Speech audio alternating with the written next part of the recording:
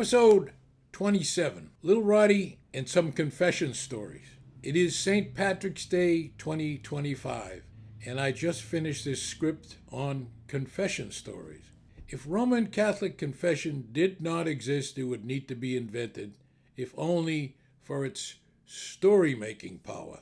In 1946, when I was 7 years old and in the third grade at Blessed Sacrament School in Cambridge, the Notre Dame de Namur sisters set up a very complex annual training for the third grade classes, boys and girls, to receive two Roman Catholic sacraments, First Confession, called Penance, and First Communion, called Communion. It was a long school, year-long regime, a very big deal. For those viewers and listeners unfortunate enough to be of another faith or no faith at all, my church is thorough. The Roman Catholic Church categorizes sin expertly. For instance, mortal and venial sins are two categories in a scale of how serious a sin is. The more serious kind of sin is mortal sin, which, as the name implies, essentially kills our relationship with God. We Catholics believe that those who die in a state of unrepented mortal sin are destined for hell. In order for a sin to be considered a mortal sin, three conditions must be met. First, the sin must be a grave matter, meaning that it is seriously wrong in an objective sense. An illustration follows. Stealing someone's entire life savings is a grave matter. Stealing a paperclip is not. Second, the person committing the sin must also know and understand that the action is seriously wrong. Finally, in order for a sin to be mortal, a person must commit an act they know to be seriously wrong entirely of their own free will. Venial sin is a less serious sin. It does not break the covenant with God, and it does not turn the sinner away from God. Common sense and real-life experience should prevail here. To confuse my non-Catholic viewers and listeners further, there is also sins of commission, sins of omission, and temporal punishment for sins to be served in purgatory. A confessional is a wooden box about 8 feet high and maybe 7 feet long with 3 compartments and 3 doors. The priest sits facing out in the middle compartment. On his right and left are the 2 penitent compartments with seats, one active and one for the waiting penitent. Everything in the church is dark and barely visible. A Roman Catholic is not allowed to receive the Holy Eucharist if he is not in the state of grace, which he becomes after confession and absolution from a priest. Many Roman Catholics violate this either with ignorance or with intent. Enough with the rubrics, the rules, the regulations. There are about 80 million American Catholics, so there are probably 80 million confession stories. Here are a few hopeful, faithful, poignant, and funny anecdotes about confession. First, the anonymous ones. Anonymous number 1. When I showed up at the church for my first confession, there were 5 priests we could choose from. I went to the oldest priest because I figured he would die first and forget my sins soonest. Anonymous number 2. I went to confession face-to-face once when I was used to going anonymously. The setup was such that I had to sit facing the priest instead of kneeling, like I'm used to. So I said, "Been a while, Father, since I went to face-to-face. Do I sit or do I stand? Or what?" Father said to me, "I think God would prefer that you stood on your head, if you don't mind." We laughed, and it shows how eager a good confessor is to put you at ease. Anonymous number 3.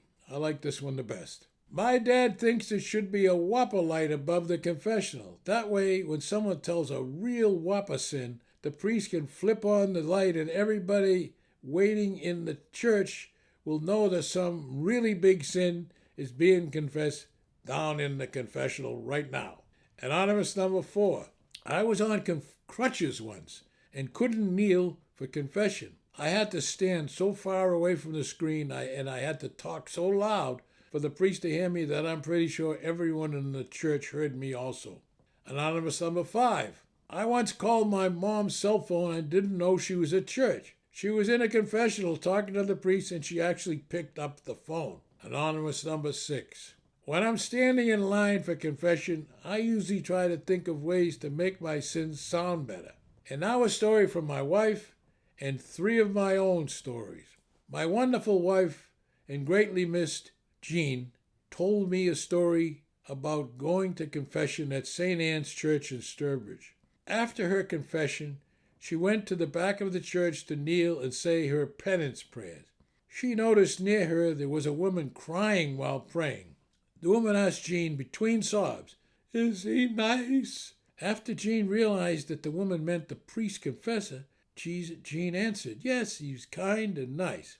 A little later, the woman with tears in her eyes again asked Jean, "Are you sure he's nice?" Again, Jean answered affirmatively. Finally, after more sobbing, the woman asked for the 3rd time, "Is he nice?" After hearing Jean's affirmative answer once again, she went into the confessional. Now, my confession number 1 in Boston's combat zone. I went to confession many times in downtown Boston's Arch Street Chapel off Washington Street. There were masses and confessions all day and many priests. Once I arrived about 2 o'clock for confession. A non-chapel priest walked in with me as I arrived. After waiting in line for a long time, we penitents were told that some priests were sick and confessions were canceled. I had parked at a lot at the corner of Washington Street and Essex Street, right in the combat zone next to Izzy Ort's, a real bucket of blood joint. As I walked back, I noticed the priest, who was also rebuffed from having his confession heard, walking ahead of me in the same direction. I speeded up and began to chat with him. I found out he was parked in the same lot. As we got to the parking lot, he offered to hear my confession. I was shocked, but we went ahead with it. He took out his breviary and put his purple stole around his neck, ready to hear my confession. All went well. I recited my usual set of repeated sins and received verbal absolution, all right on the street corner. I thanked him, and then I said, "Well, turnabout is fair play. Loan me your stole, Father, and your breviary, and I'll hear your confession." The priest laughed, and I laughed, and we left as friends. That must have been a first. Open-air confession in the combat zone. My confession story number 2 in Southbridge. When my wife and I and family moved into our Dresser Street Victorian in Southbridge, we became parishioners at St. Mary's Church, and our children were attending Catholic schools in town. There was a penance service set up during Lent at St. Mary's. That was a kind of a multi-priest confession soiree. Priests were located in the confessionals, in the sacristy, in the back of the church, in the front of the church, etc., all at once. There was a large waiting crowd. Father Dwyer was a baby priest, recently ordained.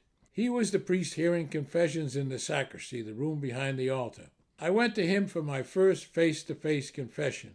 He liked me and knew of my volunteer work and my large family. As I began to recite my preliminary prayer, "Bless me, Father, for I have sinned," he interrupted me. He said, "Stop, Rod. You don't have anything to confess. You didn't do anything wrong. I absolve you." I was shocked. He had been trained by a new breed of wacko priest educators who think there is no sin. I don't think he continued long as a priest. Number 3, my confessions at St. Joseph the Worker Shrine. In downtown Lowell, there is another confessions and masses all-day type chapel called St. Joseph the Worker Shrine. Not far off the I-495 interstate for me, and very convenient for me who has a customer base of all factories. There was an ordinary dark confessional, and there was some small face-to-face confession rooms. I am unsatisfied with my ability to overcome the common sins I bring to confession every time. In other words, I do not reform myself and abstain from sin as I previously promised the priest as a condition for my absolution from my previous sins. It seems ridiculous to me to do it time after time. So in the last few years, I go to face-to-face confession there in Lowell. And I go to the toughest, most difficult priest. We have very frank and loud discussions about whether my confessions are valid because my feeble and failed attempts to do what's called in my church amending my life. It usually ends with Father asking me quietly, "Do you try?" And I honestly answer in the affirmative. Still, unsatisfied with myself, I accept. My take on confession and on life is it ain't easy.